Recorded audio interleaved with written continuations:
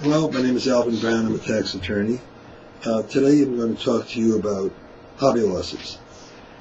Today a lot of people have small businesses, side businesses, internet businesses, and the issue is what happens if those businesses are running losses. Can you take those losses? Well, yes, you can take those losses, certainly, to offset your income. The IRS has, though, targets those businesses for examination if you're running those losses for multiple years. And there is a statute that deals with that. It's Section 183 of the Code. Section 183 generally limits the deductions in the case of a business if the activity is not engaged in for profit. So the key element in disallowing those losses is the IRS view is that, hey, if you're losing, why would you stay in business if you're running losses and you're not making a profit?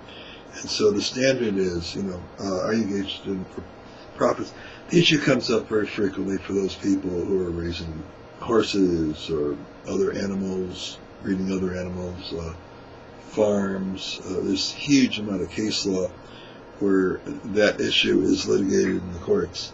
And I even had a client who had a retail store selling antique furniture, and they were losing money for 5 years, and I had a big fight with the IRS with regard to that store, whether or not that was a hobby or a business. Well, good Lord, you're in a retail business, you're putting time there, but notwithstanding, it was running losses, and they still made that a big fight.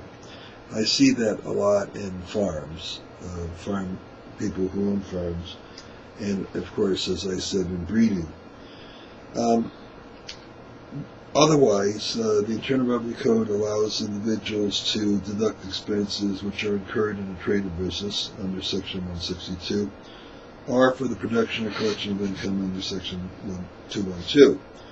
So, for the expenses to be deductible under those 162 or 212, the taxpayer must engage in or carry on an activity to which the expenses relate with an actual and honest objective to making a profit.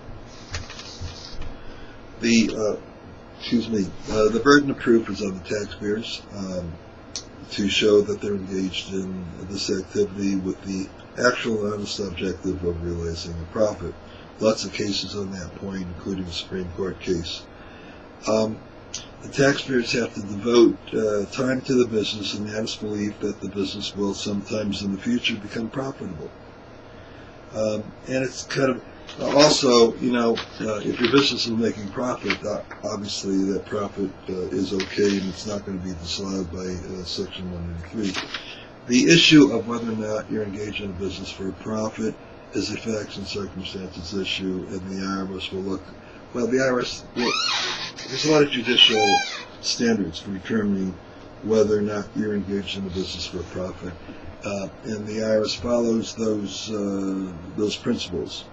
Under regulations 1.183-2B, the factors are: 1, the manner in which the taxpayer carried on the business, the expertise of the taxpayer in his or her business, the time and effort expended in carrying out the business, the expectation that the assets will appreciate in value, the success for the taxpayer, history of income and loss with respect to the activity, the amount of occasional profits which earned, the financial status of the taxpayer, and elements of personal pleasure and recreation. If you have a boat and you're going to rent out the boat, one day a year, obviously the primary purpose of the boat is your personal pleasure. That's generally the overview that I have for you on Section 183 and the IRS, what they call it the hobby loss limitation. If you have a business and it's losing money, don't be surprised if the IRS raises this issue. I see it quite frequently, and it's a common issue.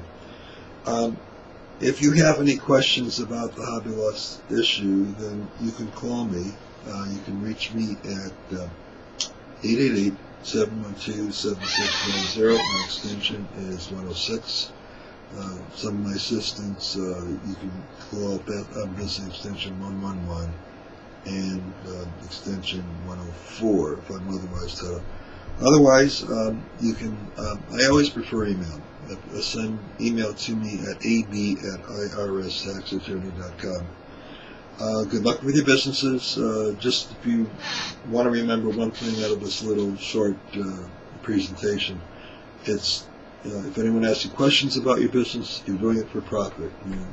If you say I'm doing it for pleasure, that's the end of the road for you. Anyhow, thanks for listening. I appreciate your attention, and good luck.